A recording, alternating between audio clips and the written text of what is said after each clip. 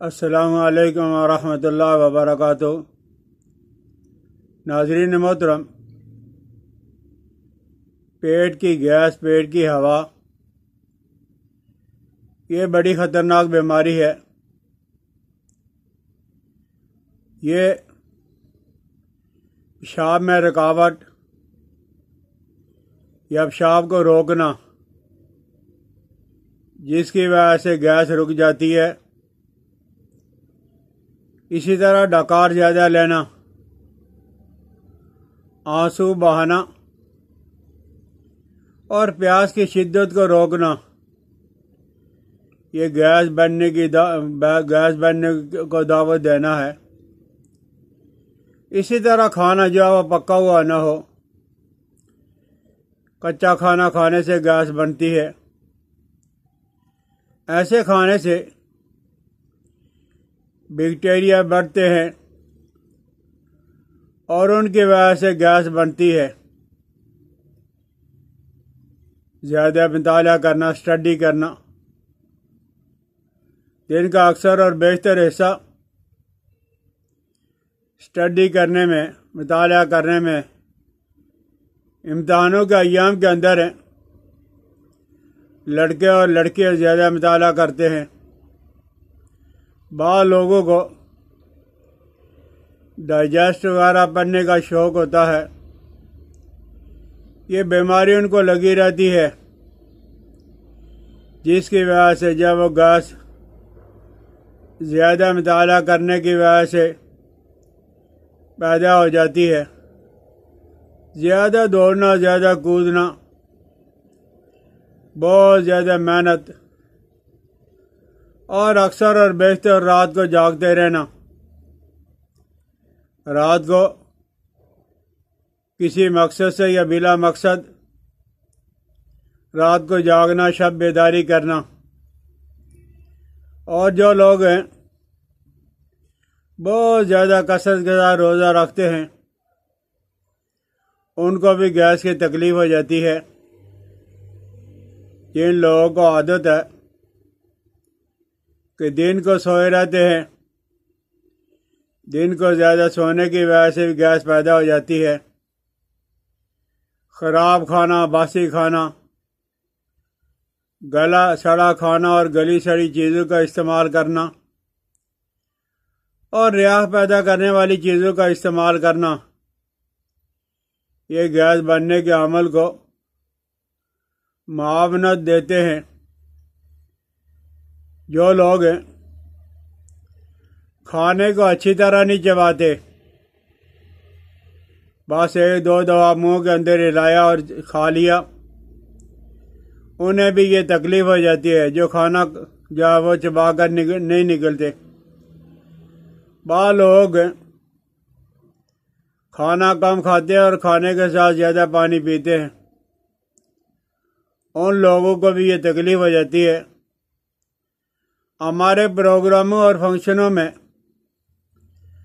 اکثر اور بیشتر بوتلوں کا استعمال ہوتا ہے۔ لوگ مفت کی بوتل سمجھ کے بہت زیادہ وہ مشروب پی لیتے ہیں، جس کی وجہ سے گیس پیدا ہو جاتی ہے۔ یعنی کھاتے کھاتے پیتے رہتے ہیں اور پیتے پیتے کھاتے رہتے ہیں، اس سے بھی گیس بنتی ہے۔ اور یہ جو ہوا اور گیس ہے، یہ کوئی نئی چیز نہیں اور کبھی کبھی پیدا نہیں ہوتی، بلکہ ہمارے جسم کے اندر ہمیشہ سے رہتی ہے، جس کا سارا ہاضمے کا عمل ہوا کے ذریعے سے ہی ہوتا ہے۔ پیٹ ہے، بلغم یعنی پت ہو گئی، کف ہو گئی، بلغم ہو گئی، یہ ساری ہوا کے پیچھے پیچھے چلتی رہتی ہے۔ معمولی سے زیادہ گیس بننے کی وجہ جب وہ کھانا کھاتے وقت زیادہ ہوا کا نگلنا ہے۔ اسی طرح میں نے عرض کیا ہے، جو لوگ زیادہ کھانے کو نہیں چباتے، دو چار دفعہ منہ کے اندر لقمے کو ہلایا اور فوراً جب پیٹ کے اندر ڈال دیا، اس سے گیس بنتی ہے۔ پیٹ کی گیس ہے کی وجہ سے آنتوں کے اندر سوجن بھی پیدا ہو جاتی ہے، ناف میں درد ہو جاتی ہے، پیشاب اور پخانہ یہ گیس زیادہ ہو تو مشکل سے خارج ہوتا ہے، پیٹ پھول جاتا ہے، کمر کے اندر دردیں ہو جاتی ہیں، پنڈلیوں میں درد ہو جاتی ہے۔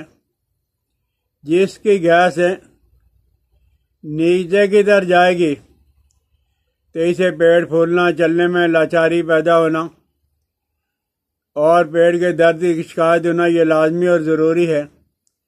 تو آپ یہ کریں کہ 1 گرام جو ہے وہ کالا نمک، 4 کالی مرچیں،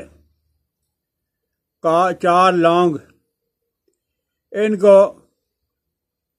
1 چھٹانک پانی کے اندر اچھی طرح ابالیں، اور ابالنے کے بعد آپ انہیں پون چھان کے رکھ لیں۔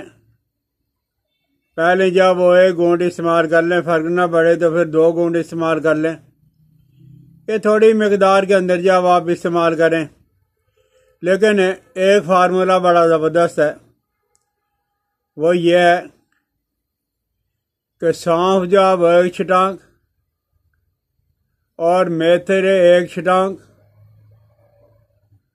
اور کلونجی 1 چھٹانک اور کالی مرچ ہے وہ آدھی چھٹانک، سونف، میتھرے اور کلونجی 1 چھٹانک اور کالی مرچ آدھی چھٹانک آپ یہ باریک کر کے رکھ لیں۔ جن لوگوں کو ہوا کا اخراج نہیں ہوتا، ہوا کی وجہ سے پریشانی ہوتی ہے، وہ کھانا کھانے کے بعد صرف 1 گرام، اور کھانے کے فوراً بعد آپ نے نہیں کھانا ہے بلکہ آدھا گھنٹہ کے بعد 1 گرام 1 ماشا پانی کے ساتھ لے لیں۔ انشاءاللہ الذی گیس جو وہ معمول پہ آ جائے گی۔ اور اگر گیس کا زیادہ مسئلہ ہے تو ہر کھانے کے بعد 1 گرام 1 ماشا، یہ جو آپ نے فارمولہ بنایا ہے، خصوصاً گرمیوں کے سردیوں کے ایام کے اندر آپ اسے نیم گرم پانی کے ساتھ لیں تو یہ گیس والا مسئلہ اور گیس کی وجہ سے جتنی بھی بیماریاں ہیں انشاءاللہ الذی وہ دور ہو جائیں گی۔ سمجھ آ جائے تو ضرور استعمال کریں۔ مجھے اپنی دعا میں یاد رکھنا، بیل آئیکن کو دبا دیا کریں، سبسکرائب کر دیا کریں، دوستوں کو ساتھ شیئر کر دیا کریں تاکہ کسی دکھی اور تکلیف میں مبتلا بھائی کے کام آ جائے۔ یہی چیزیں دنیا اور یہی چیزیں آخرت کے اندر کام آئیں گی۔ اللہ مجھے اور آپ کو شفا عطا فرمائے۔ السلام علیکم ورحمۃ اللہ۔